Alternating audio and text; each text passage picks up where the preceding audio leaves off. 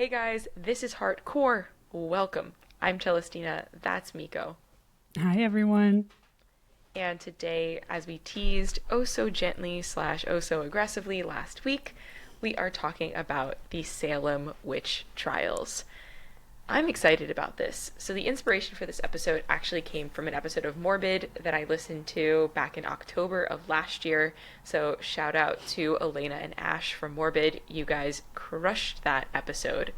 And we thought it'd be really cool to take the concept of looking at the planets and looking at the transits, but then also looking at the designs of what was happening in the world that day as well, / throughout all of the Salem Witch Trials.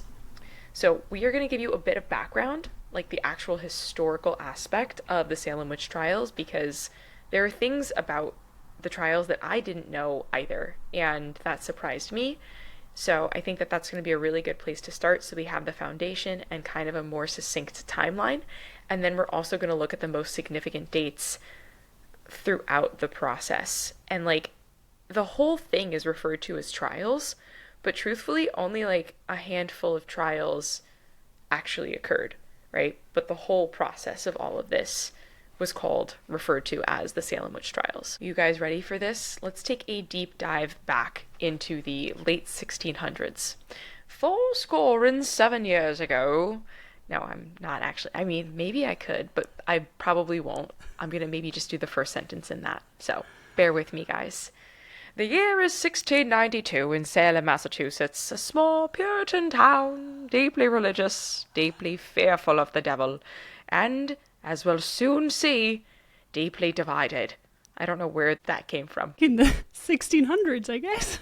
Seemingly. I think the accent changed a little bit as I got through the sentence. Nonetheless, the year was 1692 in Salem, Massachusetts, a small Puritan town that was deeply religious, deeply fearful of the devil, and as we'll soon see, deeply divided. In a matter of months, over 200 people, both men, women, and even children, were accused of witchcraft. 19 were hanged, and one man was pressed to death under heavy stones. How did this happen? Excellent question. That's what we're here to talk about today. We're exploring the timeline of the trials, the bizarre symptoms of the afflicted, and the controversial use of spectral evidence, the potential role of ergot poisoning, and how the Puritan Church both fueled and condemned the hysteria. Let's hop into that time machine. So, the Salem Witch Trials didn't happen overnight. They unfolded over a series of months, 10 to be specific. And it started out in the dead of winter, when resources were scarce, tensions were high, in January of 1692. So what a way to start out the year. In the home of Reverend Samuel Parris, his 9-year-old daughter, Betty Parris, and 11-year-old niece, Abigail Williams, began exhibiting signs of a strange behavior. They screamed, they threw fits, and contorted their bodies in very unnatural ways, claiming to see visions of demons. Soon, other girls in towns, some as young as 12 and others in their late teens, began experiencing similar symptoms. The next month, in February of 1692, they were unable to find a medical explanation, so they brought in local Dr. William Griggs, and he declared that the girls were under the influence of witchcraft. This is where all the lightning comes in. We don't have sound effects guy. That was me, so you're welcome for the sound effects coming out of my mouth. Nonetheless, under pressure, the girls named these 3 women as witches. Again, the sound effects. Tituba, an enslaved woman from the Paris household, Sarah Good, a homeless beggar, and Sarah Osborne, an elderly woman who had fallen out of favor in town. You guys picking up what I'm putting down there? Some people who just may not have been well liked by the townspeople were accused. It's a little suspicious. Just saying. I'm not trying to put any spectral evidence into the mix. So the next month, on the 1st of March, 1692, the first examinations begin. Tituba, likely under duress, confessed to working with the devil and even claimed that there were other witches in Salem. This fueled more accusations. So my understanding is she came from the Caribbean and she was practicing her own religion. And I think that's what people saw as witchcraft. There were definitely some elements of like ritualistic things that she did that could be potentially misconstrued as witchcraft. So she's like, yeah, dude, I was doing that, is what it is. I just don't think she wanted to be condemned for it. So she just said, yeah, sure, whatevs. So, I don't blame her. Later that spring and into the summer, the trials escalated. So by the time the first execution took place in June, we'll get to specific dates in a second, accusations had reached alarming levels. Prominent community members, including Rebecca Nurse, a respected elderly woman, and John Proctor, a successful farmer, were both accused. And even a 4-year-old, Dorothy Good, was arrested and kept in jail. Bruh, how? How? So, in September of 1692, this is when the last executions occurred. So, throughout the whole summer, they had 4 major execution sessions, between 3 and 8 people killed at each of those executions. So, the numbers were about 40 people-ish in total. For whatever reason, Miko and I were talking about this the other day, but in my mind, I thought it was like hundreds of people that had been executed and condemned as witches. I'm not saying that this is any better, right? Like, nobody should have died for this. It's just that's not what I expected. So, yeah, just thought that was interesting.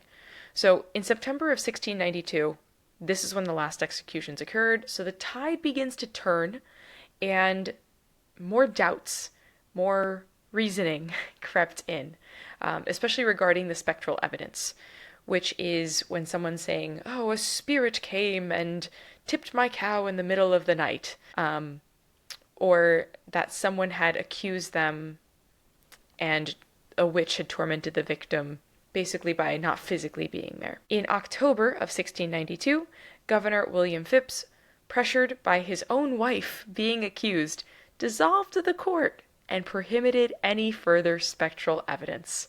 The trials lost credibility. And then the final month of all of this was officially May of 1693, so a year and a half later. The remaining accused were pardoned and the trials, quote unquote, had officially ended. But obviously, the scars remained. Yeah, so at the heart of all of these trials, it really broke down to spectral evidence. The claim that a witch's spirit could leave her physical body or their physical body and torment victims. Meaning that if an accuser said, your ghostly form pinched me or sat on my chest at night, that was considered valid proof, which is wild. This type of evidence, as it sounds, was pretty controversial, even among the Puritans. Some, like Increase Mathers, a prominent minister, argued that it was unreliable because the devil could impersonate innocent people, but others, like Judge William Sawton, accepted it without hesitation. So there was definitely a lot of division in the town at this time. But spectral evidence was included from March 1692 through October of 1692, when all of the accusations and subsequent hanging/murders occurred. And truthfully, without it, the accusations crumbled. Like, without spectral evidence, it just nosedived. We're going to take a look also at the religious beliefs of the people at the time, because the witch trials and the Puritan religious beliefs really do go hand in hand. The Puritans saw the world as this constant battle between God and Satan, between good and evil, and they believed that the devil actively worked through witches to corrupt the community. So church leaders like Reverend Samuel Parris used sermons to inflame fear. If you recall, his daughter was the first one who exhibited quote-unquote signs of hysteria. But yeah, these trials also had a political element. Many of the accused are those who had spoken out against church leaders or had held land disputes with prominent families. If you look at it, be a bit sus. But it was also the Puritan church that helped end the trials.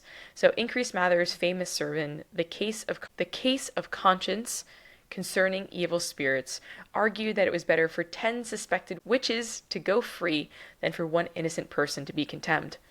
bruh, I agree with you. 100% agree. And this was a radical shift in thinking that occurred. So by 1693, the church had distanced itself from the trials, but for many, the damage at this point was done. This theory of what could potentially have happened didn't come out till the 1970s.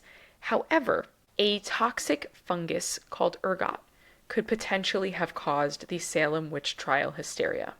So, ergot is a mold that grows on both wheat and rye, producing a hallucinogenic toxin similar to LSD.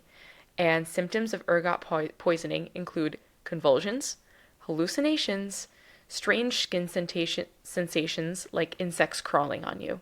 A historian named Linda Corporal proposed that the afflicted girls may have unknowingly consumed contaminated grain, and this would explain the bizarre behavior that was triggered by the witch panic. Though we can't go back and test specifically, right? So not everyone is going to necessarily agree upon this. Critics argue that ergot poisoning would have affected more people, including both men and adults, rather than primarily young girls. But whether it was caused by hysteria, religion, or ergot, one thing is clear. Salem was the absolute perfect storm for this disaster to occur. So let's look at the ages and patterns, if there are any, within the accused. The accused ranged from 4 years old to an 81-year-old woman. But some patterns did emerge. Many were older, widowed, or had property, making them targets. Others, like Tituba, were marginalized figures with little power. And men were also accused, especially if they defended the accused or criticized the court. So, yes, it was primarily young girls and teenagers who, there was one chick, I don't recall her name, but she accused like 15 people of being witches, and she just happened to be like the it girl in town. So like if you went against what she was saying, she's like, this boo-boo kitten's a witch. She literally ensued a witch hunt, like almost single-handedly. Anyway, but I think that also shows you that like, think about the hormones of a teenage girl, right? If she's seeing this happen, she probably took advantage of the situation to some extent. A lot of these accusations seem as though they took advantage of people who perhaps weren't well liked or had something to either gain in the community or potentially lose in the community. So the one name that comes out a decent amount throughout the trials is Anne Putnam Jr. She was born in 1679, and she was about 12 years old at the time of the Salem Witch Trials. She was the daughter of both Thomas and Anne Putnam Sr., a powerful and influential family in Salem, and they were deeply involved in filing formal complaints against many of the accused witches. Her entire family, that is. She testified in court multiple times and also helped convict many of those who were accused. Most notably, Rebecca Nurse, Martha Corey, John Proctor, Reverend George Burroughs, and Elizabeth Proctor. The motivations for this, like from a familial perspective, could have been family rivalries with long-standing land disputes that the Putnams had with others in the community, being religious zealots because they were devout Puritans, and their accusations aligned with their belief in the battle between good and evil, as well potentially as social pressures. As a young girl, Anne may have felt, or rather been influenced by older accusers like Abigail Williams and the hysteria surrounding all of this as well. We'll talk a little bit more about her and her thought process post witch trials as well, because again, she was 12 when all of this went down. But let's now look at some specific dates that are key events throughout the trials. Miko's going to bring up the human design of each of these dates. So we're going to look at the transits, we're going to look at the planets, and we're also kind of just going to suss out all of these dates as a whole. The first one being January 15th, 1692. This is about the time when Betty Paris and Abigail Williams started exhibiting those strange behaviors, the screaming, the convulsion, the throwing things, the claiming to see spectral figures. And this is when the first seeds of those witchcraft accusations were planted. Miko, take it away. Thank you very much for the introduction to the Salem Witch Trials. Yeah, there's a lot that I didn't know either. And as Celestina mentioned, it was for me as well. I expected it to be a lot more people. the way that it is being talked about. Nonetheless, it was still a really important and pivotal part in our history, because I also think that even though men were also accused, it was mainly women. And it was also, I think, a diminishment of our actual inner power that we have. And that was also a bit of a catapultation, like a bit of a deepening of this male influence. It kind of manifested it even more.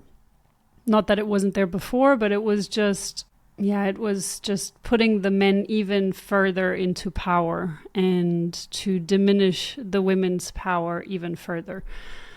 So to me, the Salem Witch Trials, they also really took away a lot of our inner strength and what we can actually do as women. So when we're looking at the transits, we can see that the Gate 61 is in the sun on that day, on the 15th of January, 1692. Gate 61 has a lot to do with mysticism and this inner knowing. So it's kind of like, again, this kind of inner power, this inner intuition, this inner knowing. And the interesting thing about Gate 61.4, line 4, is that it has a lot to do with the occult. So when we're looking at Gate 61, line 4, when we're looking at the detriment, it says the belief that grandiose speeches and empty phrases can motivate and enlighten others, resulting in apathy and disregard, like a politician who uses catchy slogans but fails to deliver meaningful results. And to me, this is what you're talking about here. This sharing something, saying something, but influencing it in the wrong way. So we are going to, for these Salem Witch Trials, we're mainly going to be looking at the detriment, because I feel like it was a very, very shadowy time. It's not something good that necessarily resulted out of this, even though it did shed a light onto all the things that are not right with the legal system. Not all, but some of the things that are not right with the legal system. It also seemed to have shed a light onto the inequality in power. So certain people trying to screw over other people to get their land, or aspects like that. So this is something that we're also going to be looking at and seeing here. Another thing is that the moon shifts very, very quickly throughout a day. So when we're looking at the moon, it's a bit challenging to keep it into account because it can shift between 1, 2, or 3 times in a day. So it's a very, very quick shift. But what we can look at is that this is the gate of ideas. It's currently in the gate of ideas. So it's really, even though this one is in exaltation, this would only have lasted 1, 2 hours maybe. It's very, very fast. So I wouldn't take the exaltation into account here.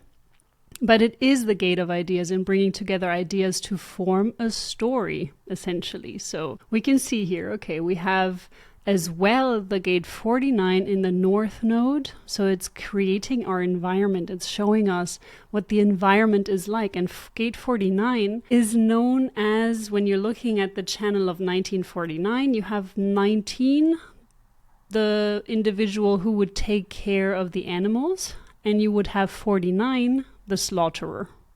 So this is the environment that we're currently in, the potential for this slaughtering to take place. And in detriment, we have punishing for change through aggressive or violent means without considering the potential consequences or seeking peaceful alternatives, like a revolutionary group that uses force without attempting diplomacy. Again, it shows us this is the kind of environment that we're in at that time. So if someone stands up and says, hey, they're accusing someone of doing something through spectral evidence, for example, which was recognized back in the day, it's a very fertile ground for that kind of accusation. We also have Pluto in gate 56, which is the other side of the storytelling channel, the 1156. And that is in detriment, having a strong ability to attract attention, but lacking the ability to follow through on promises or deliver real results, like a celebrity who uses fame to gain political power, but has no real qualifications. It is in detriment, fixed in detriment here because of the moon at the moment being in that position. So as we know, it changes very quickly, but even then I would still look at the detriment because of the shadows that were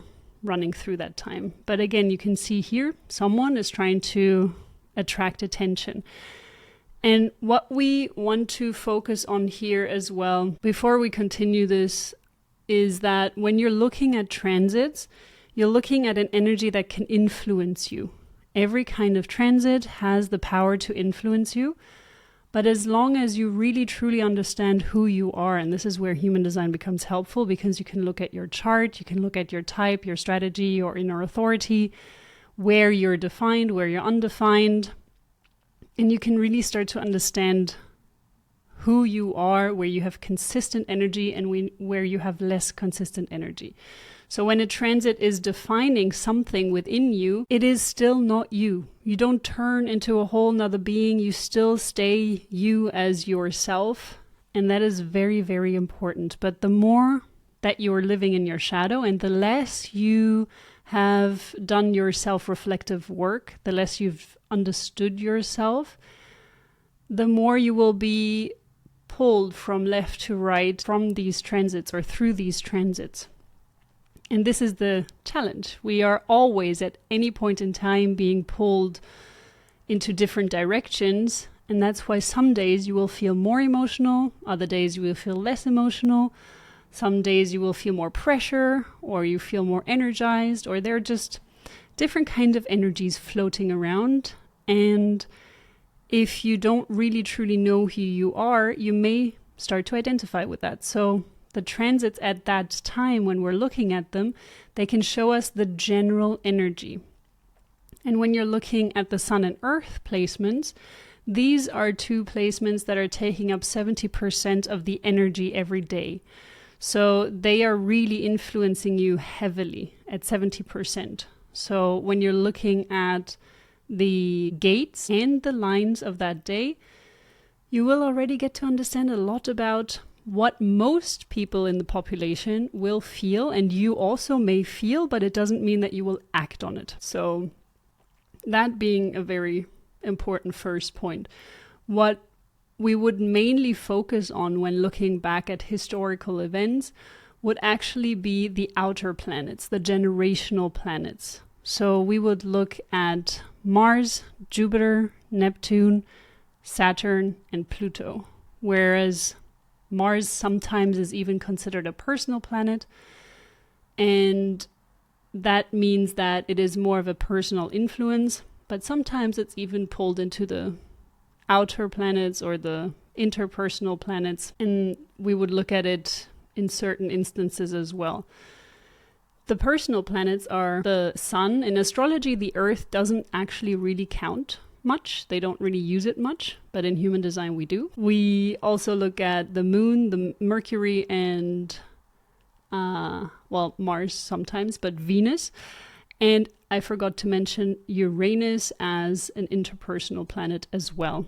So these are really very impactful for generational insights. And of course, we would also look at the nodes, because the nodes are sharing a lot about the environment that we're in and what is the overall stage that this is set on. So how do you feel about the rest of this chart? Well, they should be using their minds and taking in information and processing information and being able to verbalize information, which I think they are.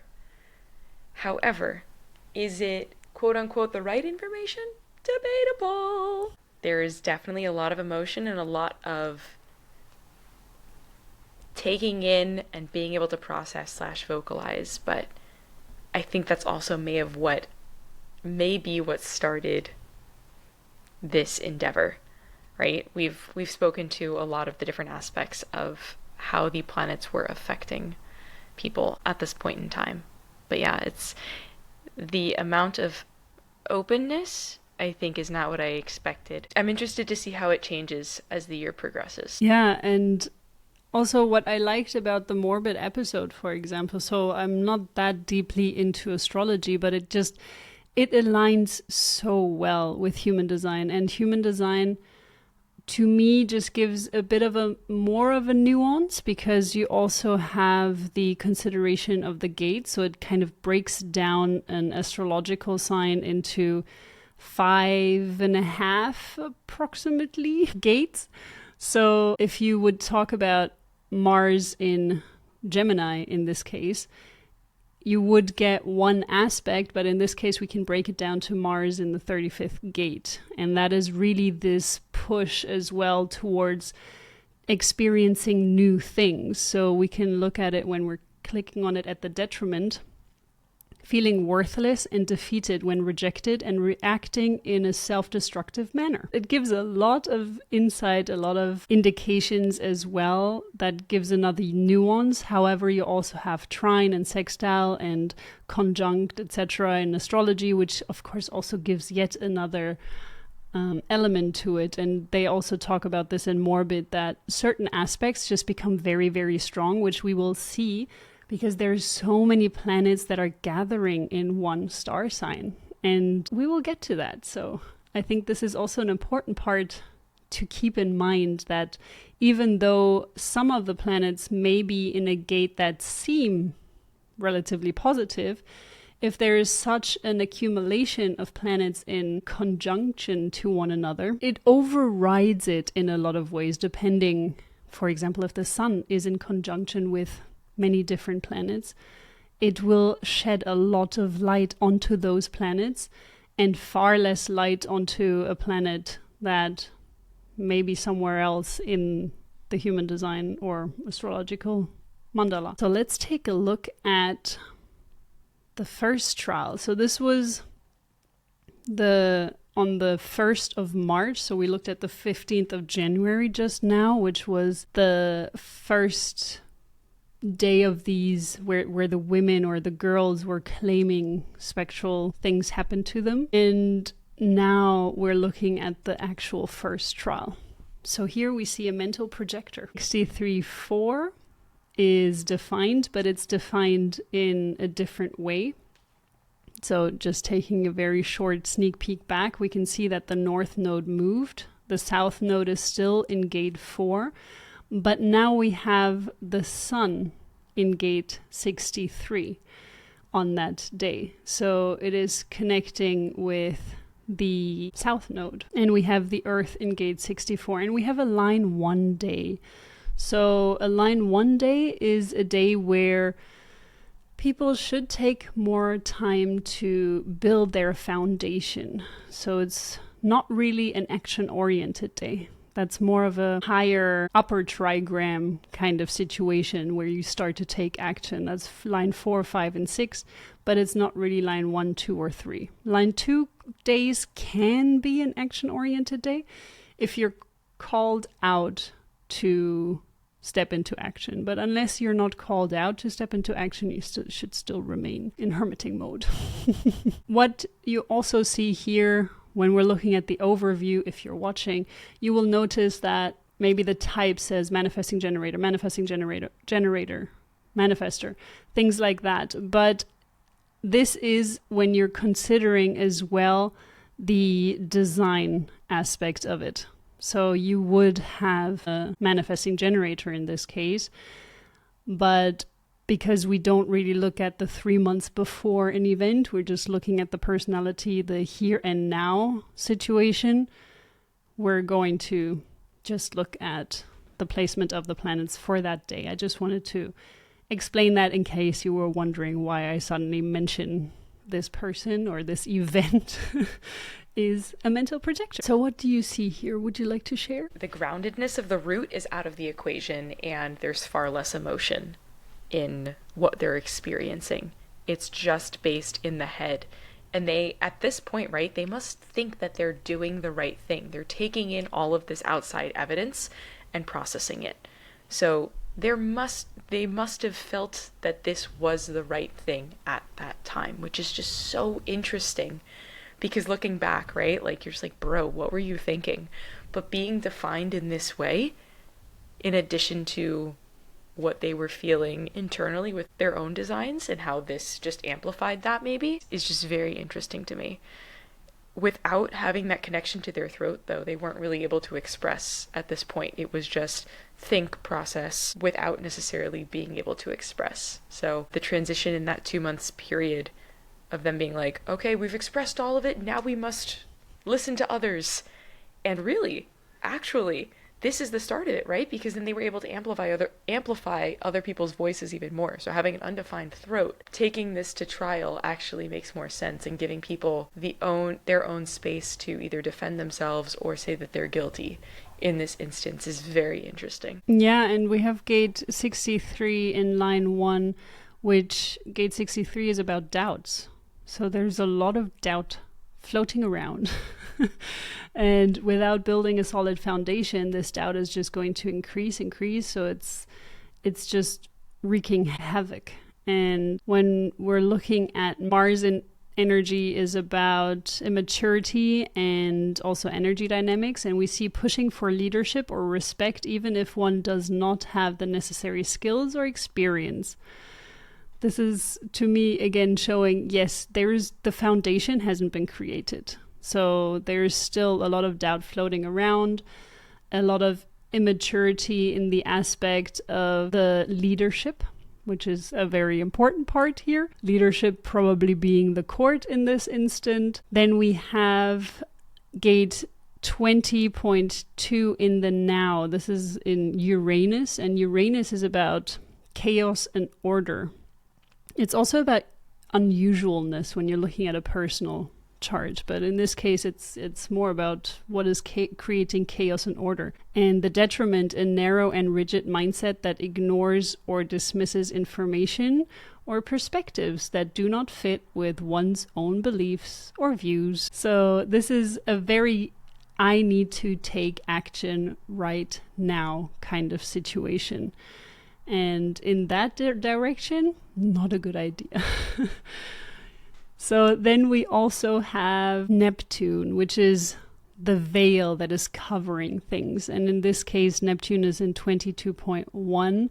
The feeling of shame or embarrassment that comes from trying to assert oneself or claim more than what is deserved. And the veil is on top of the ability to gracefully accept one's status and take on a submissive role when appropriate. So this is not being expressed. This is where the veil is just covering that aspect. And there is no grace in all of this. So that is completely covered. No one can see or express grace in this instant. So it's really interesting to see this combination of planets that are currently defining the situation, and Pluto being all about transformation and really wanting to bring out the truth, but it's not connected to the throat in this case. So we don't have the ability to actually express gate 56 as well.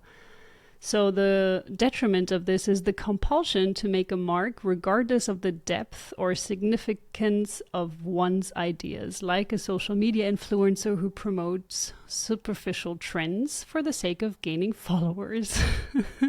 And this is what is happening here. It's really about this just promoting something just for the sake of gaining attention. So then we have on the 16th of May, 1692, Sir Phipps, I forget his first name, but Phipps is being elected into office, correct? Governor William Phipps. Governor William Phipps. And this is a 8.3 line day. So this is the world bumping into you when it comes to the third line. And a 14.3 line day in the Earth. So the sun is in gate 8 and the Earth is in gate 14. The gate 8 is really about promotion, like being able to promote oneself or promote something. But in the shadow aspects, in line 3, it's the manipulation of others through false acts of kindness or generosity in order to gain advantage or appear more talented than one truly is. The line itself is also called the phony, which I found very funny. I mean, apparently, I don't really know much about him, but apparently this was a godsend for these trials. Is that correct? Like, was he really that good, or was he just a phony? That's my question. He's the one who put together the people who were like on the court to determine if people were innocent or guilty. So, seemingly, by their standards, godsend at this point. Sketchy though. When I heard that in the Morbid episode, I was like, why? Why is he a godsend? I didn't really understand that, but I would love to see his chart. I have no idea when he was born or what his chart is like, but because that also always plays a role in the transits, because when you're putting your chart with the transit chart, it shows you how you personally would be impacted by the transits. This, what we're looking at right now, is a general energy that was floating around, and some people are going to pick it up more than others because of certain connections that are created, especially if you have a hanging gate on the other side of an active gate in the transit. This is going to impact you even more. So what we also have is the 952 that is defined. So the 9 is in Saturn, 9.4. And that is the impatient pursuit of immediate results, leading to hasty and reckless decision making. Normally, this gate is about focus, whereas the other gate on the other side is about being able to be still. And in this combination, it actually has a very beautiful and powerful energy to it because it's a formatting channel. So it has a lot of power and it can format everything in the chart. So especially when you're looking at a human design chart and you see someone with formatting channels, this person, the formatting channel is going to impact the rest of their chart as well. But it's also going to heavily impact the people around them. So it's very, very important if you do have a formatting channel to really be in your inner balance, because otherwise you're going to wreak havoc on everyone around you as well. And the way that you do it for this specific channel is to really find what it is you want to focus on, but it should be something with a pure intention. So you should focus on something that is going to be for the greater good of the population and at least not anything bad. Dude, but think about it. From their perspective, they did think it was for the greater good of the population. Yeah, that's true. Wild. Yep. So yeah, and in this gate, when you're living in the detriment of this 52nd.5 gate, you have a stagnation leading to a lack of focus and understanding. Just keep that in mind. Venus is all about values. It's very important. Values and sociology. But it's just a very important aspect when it comes to what are my values when you're looking at your own chart, but also what are the values that are currently being experienced during that time. So when you're looking at the current energies for that time, for that day, for those weeks, that is one set of energies. But then you can also look at the overall energy that was floating around, which is something that we covered in an earlier episode. So do check it out, where we were talking about the human design predictions for this year, where we were talking about the locks and keys of the cycles that are happening. And back then they were already in the cross of planning energy. So the cross of planning is going to have an overall layer on top of everything else that is happening for the day, for the month, for the year, because the cross of planning spanned for approximately 400 years, even more. And understanding that and going through the different lines for that era as well would be another way you can look at it, and another way that you can see why, for example, these witch trials happen during exactly this time. So in this, we're seeing a major shift away from any kind of mental processes and really just down to the root and the sacral. It's just interesting to see this shift in energy as the year progresses, going from being very in people in their heads and emotional to having more of an innate response to things. So I'm excited to see, again, how this transitions throughout the year. It's just really cool being able to see how it started and the actions that occurred early on and how they continue to change as the energies shift and change throughout the year as well. So that's my side commentary for March 1st. Nope, May 16th. We are now moving to court-allowed executions.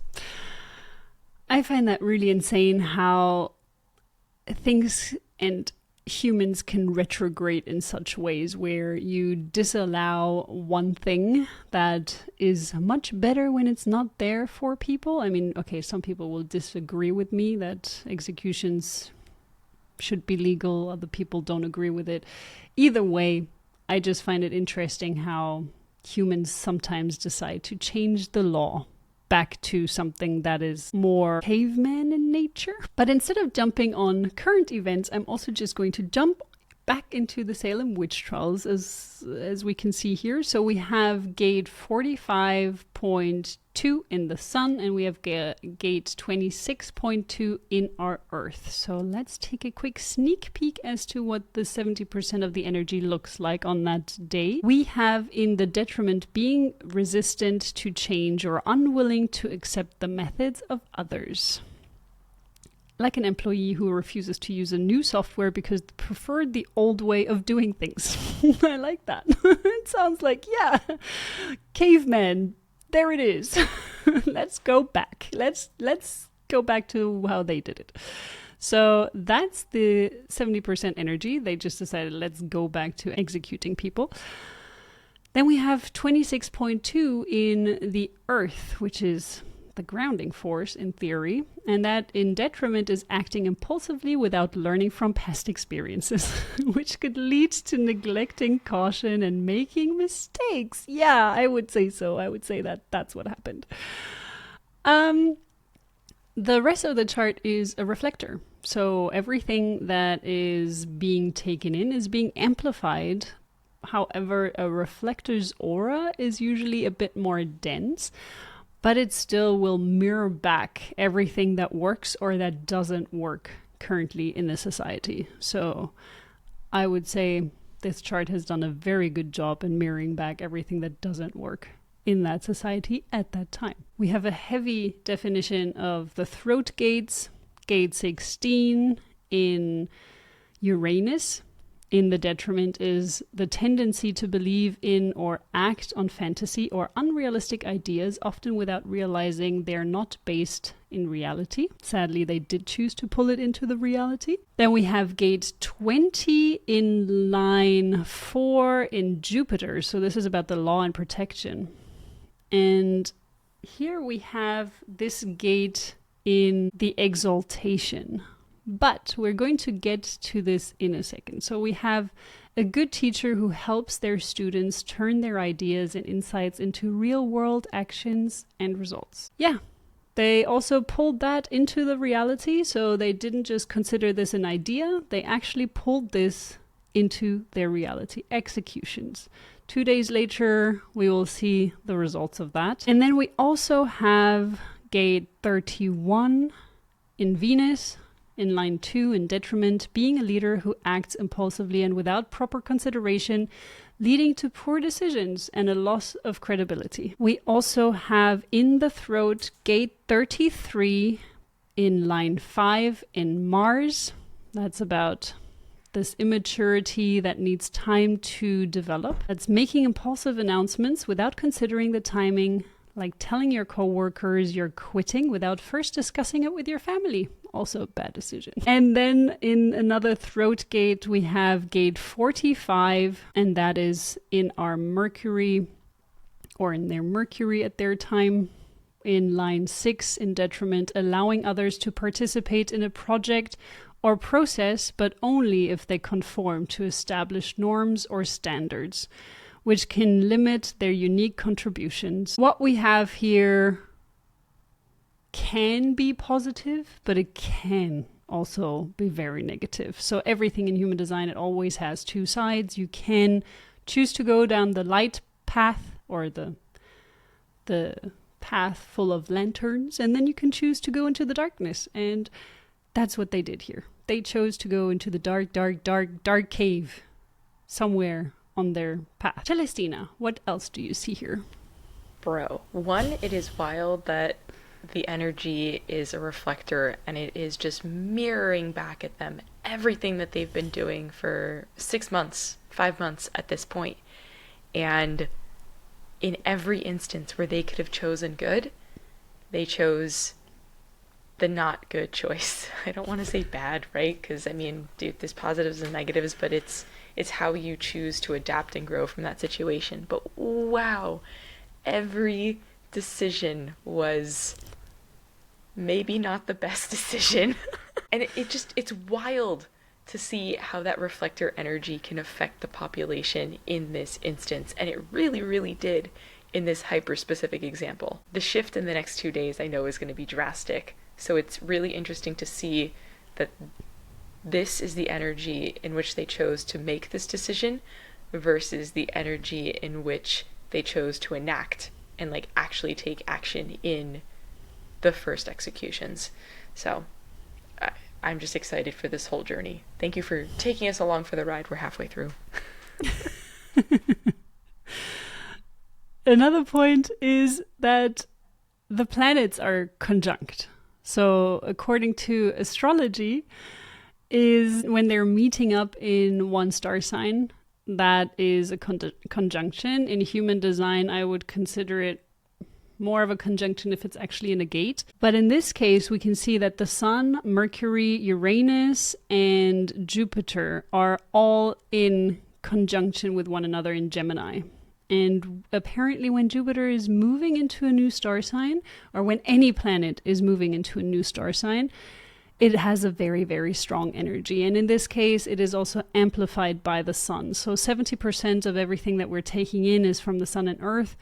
And that being amplified, Jupiter, Uranus, and Mercury being amplified, is just increasing the power or the potential for growth, but also the potential for shadow in these planets. So what we would see here is that, for example, Saturn, that is on the other side of the mandala in gate 9, it wouldn't have such a strong hold on the energy that is going on at the moment, because it's not conjunct to these other planets. They are not accumulating all together.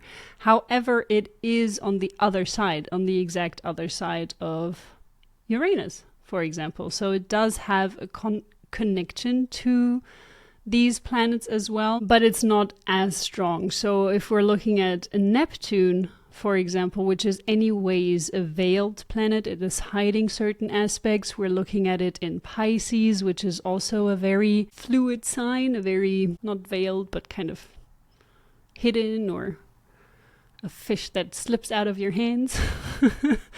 It's in gate 22nd. So again, this would be a gate that is not as potent or as strong when you're looking at this entire chart. And we can see that. We've talked about gate 22 before. It's the gate of grace. Not much grace happening during that period. So let's take a look at the first execution, which was only 2 days. 2 days later. We see that now the throat is fully there, fully exposed. All the gates are completely active. And the throat is about manifesting. It's about action, like doing, manifesting things, bringing things into reality. So I find it very, very fitting that now the throat is defined. With, on top of that, with gate 7 in Mars, which is about the army, the role of the self, authoritarian as well. So in this case, it's the ability to inspire and guide others through your actions and leadership, setting a positive example for them to follow. It's an exaltation because of Venus being in its placement, but there's just so much negativity around this whole thing, and leadership can only be acquired. So this is the gate of the army. On the other side, the gate 31, that is the leadership gate.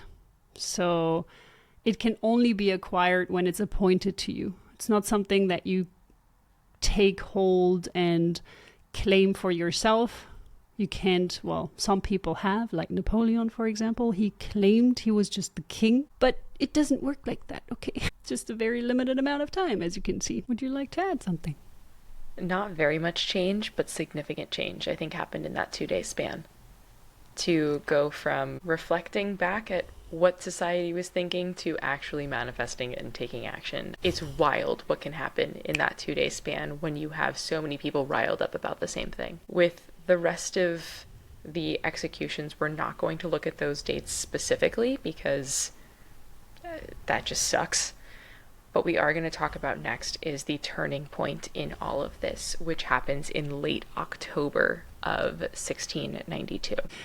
What do you see? Wow. There is a lot of shift in this. This emotional channel, I know it because it exists in my family, is a very intense emotional channel. So I feel like this decision did not come lightly. And if you guys recall, I mentioned that the only reason Governor William Phipps decided to omit spectral evidence and basically call this off is because his wife was being accused. So he must have been deeply affected by this energy to have been like, you know what? It's fine, guys. I think we should throw all of this out the window, which is very interesting. So I'm excited to see what the gates say specifically, because there definitely has been a major shift in energy. Yeah, and especially this being an individual channel. So it's really about him. It's about what he wants, what he needs. So yeah, we kind of forgot to mention, I think, that this was the day that spectral evidence was, what is it called? Taken off? It was omitted, yeah. Omitted. They were no longer allowed to use it. Stopped. So yeah. Yeah. And gate 1222 or channel 1222, it's really about speaking when you feel you want to speak. Also, it's also about eating when you feel like you want to eat. It's really, really important. If you have that channel, be mindful when you eat, be mindful when you speak. Just only do it when you feel called to do these things. But be mindful when you connect with other people. Really only follow whenever you feel in the mood to do these things. So we have this, well, gate 12 is in the moon, which, as we know, fluctuates very quickly. So I'm sure it's not there all day.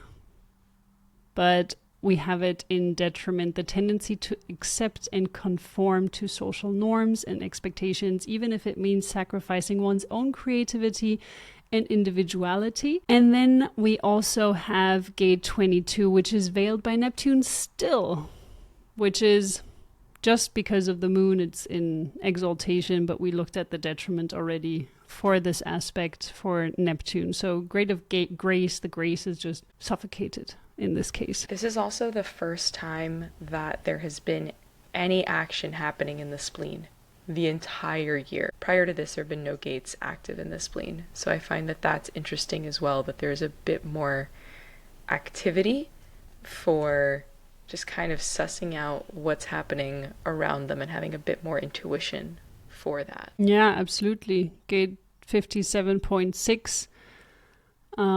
Well, in the exaltation, the knack of turning a negative into a positive, even when gut feelings aren't reliable.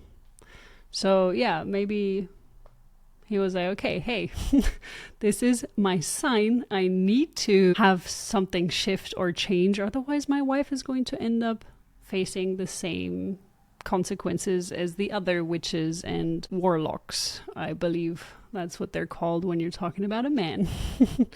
I've played way too much Destiny. So yeah, we also have gate 28.6 in the sun. So 28 is the game player.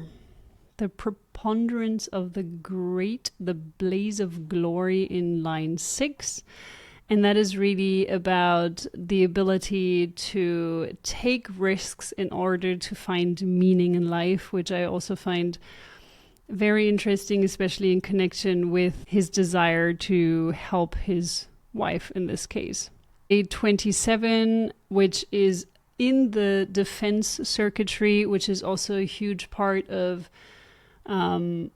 wanting to care for others, wanting to provide for others. So I think there was a lot of energy that was pointing to, hey, I need to protect, I need to defend my family, I need to, just do what is best for them at the moment. So next we have the pardoning. So now we are 7 months later. This is when the pardonings started to happen. So everyone was feeling hella guilty, and they were like, you know what?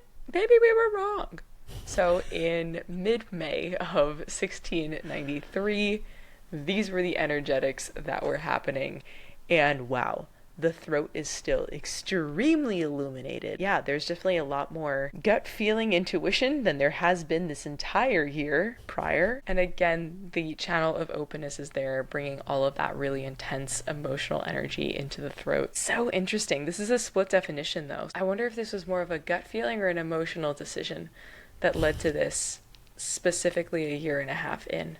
I don't know. We can do all of the pondering, all of the woohoos and wahas, but let's take a deeper look at some of the lines and maybe we'll get some more of that info. So yeah, we have the driving force, channel 14 and 2, which is really about, okay, let's move, let's do this, let's push it forward. Gate 14 is in the earth in line 1. The understanding of how to use one's resources in a way that aligns with one's belief and principles. For example, being able to use one's money, time, and talents in a way that supports causes and values that are important to one rather than simply pursuing wealth or success for their own sake. So they came to the realization that it's more important to follow your values instead of just chasing after people for their land. Potentially, at least that's how I'm going to interpret it. Give them a bit of the benefit of the doubt. And then we have gate 8 in line 1. Honesty. This is the line. So it's really about holding together as well, this gate. The realization that true and meaningful creative expression must be shared openly and authentically with others, avoiding the temptation to hide or disguise one's true self. So yeah, maybe that is why people thought that he was a godsend, because, I don't know, was he a game player? Or was he a phony? Or was he really just at the wrong place at the wrong time and he tried to make the best out of it? I don't know, but with these lines and these activations, it could be that his truth is really coming out from Sir Phipps, and that he's trying to better the whole situation now. We also have gate 20 in line 5, defined by Mercury. So this is how you communicate what you want to say, and this is in the now, the action in the now, which is realism. So you can see, really, there's a lot of truth and exposure of the right type of values that seems to be coming to the surface. The understanding that creativity and spontaneity require attention to detail in order to produce high quality results, like being able to brainstorm ideas and then refining them to create a well-crafted plan or project. We also have Uranus in gate 16.4, the leader. The knack for recognizing the strengths and abilities of others and fostering their growth through support and collaboration, akin to a leader who sees potential in team members and helps them achieve it while working towards a common goal. And gate 2 in line 1. So this is Venus. This is really about this driving force and knowing which direction to bring everyone towards. It's an exaltation. It's about intuition, the ability to rely on intuition and inner wisdom to make choices that align with personal values and aesthetics, such as choosing a career or hobby that feels right without being able to articulate why. And then let's take a look at gate 62 as well. The personality south node in line 4, which is showing us the environment, the ability to step back and examine the small details through introspection in order to effectively communicate that knowledge when the time is right, like a detective who carefully analyzes evidence before making an arrest. This is one part of the environment. The other part of the environment is 61 line 4, the dedication of self-discovery and personal growth through introspection and spiritual practices, like a spiritual seeker who engages in meditation and self-reflection.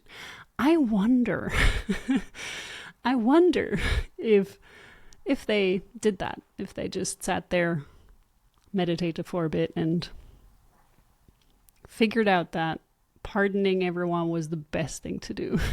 I assume it would be whatever the Puritan equivalent of prayer and chastation is. But yeah, same. So one last thing to take a look at is the exaltation of channel 1222 in line 3. The ability to recognize and overcome one's own shortcomings and to let go of ego and pride. For example, a person who regularly reflects on their actions and admits when they are wrong. Fantastic. Amazing. Law and protection, Jupiter. Well done for stepping there into that gate, giving them that bit of a push into the right direction. Neptune is still the veiling energy, grace, still kind of undercover, but it is in line 6. So line 6 means it's ready to step into the next phase. It's kind of already having one foot onto the other side. And in exaltation is the mastery of language and communication, allowing one to convey their ideas effectively and command respect from others, like a leader who can articulate their vision with confidence and authority. That's the energy and the lines of that day. Wild.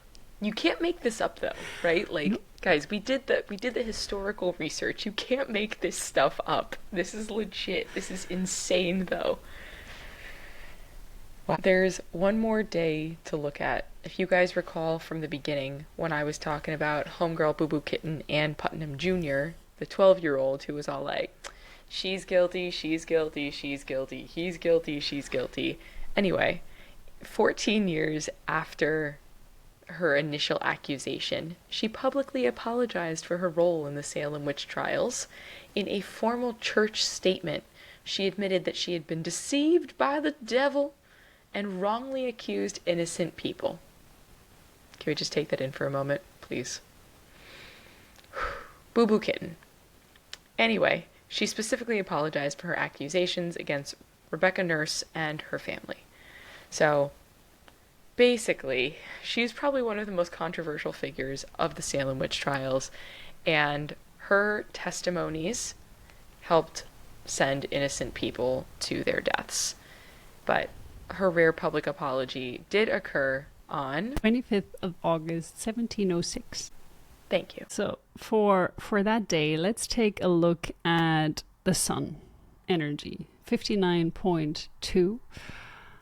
Shyness, actually, which is also an interesting one. I mean, I don't think she was very bold about this apology, because apparently she made this because she wanted to be able to enter a church. She wanted to be part of some kind of a church, and she kind of had to confess. I mean, I don't even want to really blame her that much, honestly, because when you're 12, you make some stupid decisions. I mean, I have made some stupid decisions. I'm a 6 line, so yeah, not every 6 line. There are also some, like Celestina, who have little angel wings and a halo from the get-go.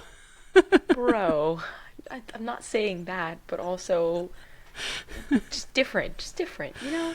No, but I think it's just normal to make mistakes when you're 12, and I really don't think that she thought that this is what is going to happen, that it would escalate to that point.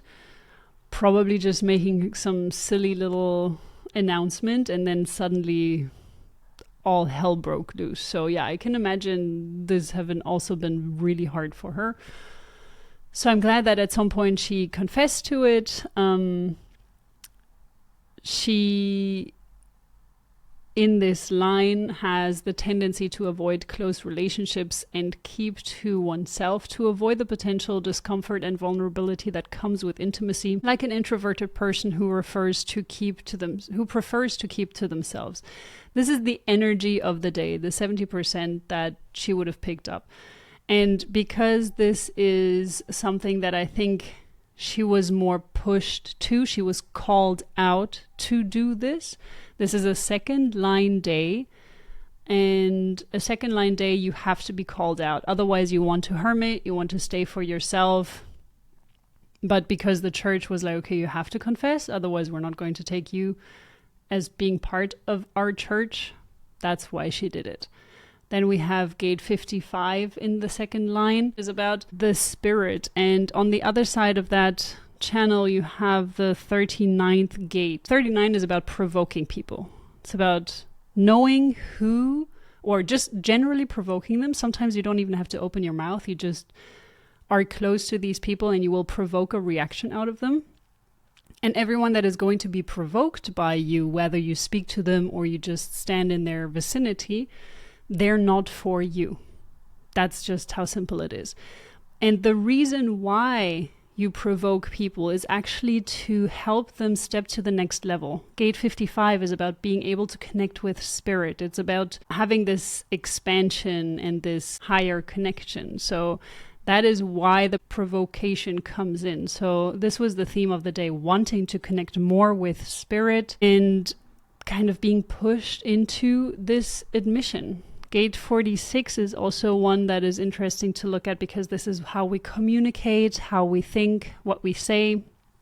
And that is in 46 line 1, which is about it's the gate that is coming out of the G center, out of this G center towards the sacral, which is about understanding that the body is the temple, but it's also about in the exaltation of this line, the pursuit of creative endeavors for its own sake, which can lead to recognition and success, like an artist who creates work that resonates with the audience. So I feel like the energy of that day really was somewhat selfish, wanting to achieve something for yourself, but at the same time doing it because she wanted to connect with a higher power, or in this case with the church. That's the motivation that I can see in this chart overall. The 36.1 in the moon, I would also say that this is relevant. The moon is about your driving force. What is it that is driving you? And here it's the ability to remain composed and persistent in the face of adversity and opposition. For example, a civil rights activist who remains determined and resolute in the face of discrimination and violence. I'm glad that she had that on her side because I'm sure she faced a lot of discrimination, potentially even violence. So this gave her the strength through Mars being in the position that it's in gate 8.2, to be able to express herself. Gate 8 is also about this PR kind of energy, being able to share, being able to promote. Yeah, again, I wonder what her chart looks like and how it tied into the transit, because that does make a difference. This was just as cool as I thought it'd be. Looking at the history of the witch trials through the lens of the transits / design / energy of the days that things happened. Let us know if you guys like this and you're nerdy like us and this was just totally your vibe. Because this was really cool to explore that. Because, dude, I mean, you can look at history and be like, oh, what were they thinking? But then you overlay human design over it, you're like, bro, it wasn't just what they were thinking, it's what the whole world was experiencing that day. Yeah, and that kind of brings our point back to, please get to know yourself well enough to understand what are the transits and what is your innate energy, and bring balance into yourself so that you follow the light instead of the shadow. So yeah. Well, guys, on that note, thank you for joining us on this journey, and see you next week. Bye, everyone. HeartCore, the Human Design Podcast.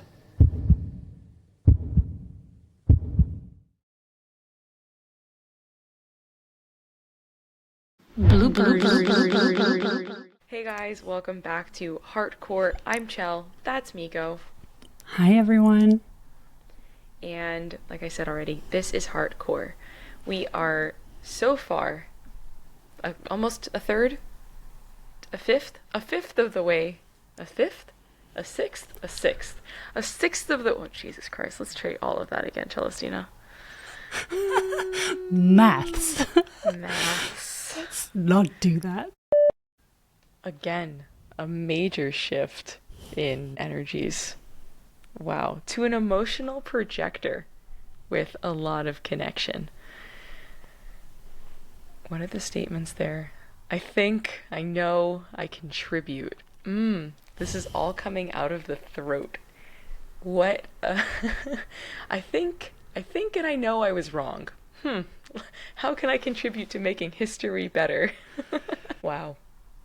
Yeah, there's been a lot of energetic shifts. So this is 7 months later. We're in May of 1693 now, and there have been many an energetic shift. Wait. Oh my god. Oh my god, it's the wrong date. No, it's not. May? No, it is. Yeah, but No. 1963. Ah! Oh god. I was like, wow, Pluto moves real far. Oh my god. Hilarious. Good. It's gonna be okay. Oh, still a lot of energetic shift. Wow. So interesting. Oh, wow. All right, let's mark But that still clip. so much energy in the throat. It's insane. That's why people were just speaking whatever the fuck they wanted.